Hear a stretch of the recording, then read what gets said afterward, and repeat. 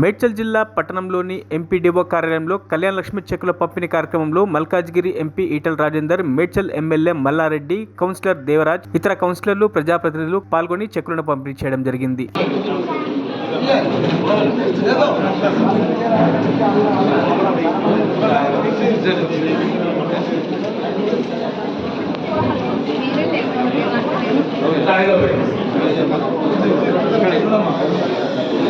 ఉప్పలంచి Nagamani, U Nagamani,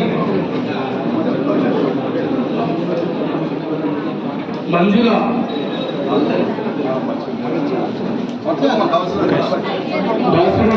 Manjula,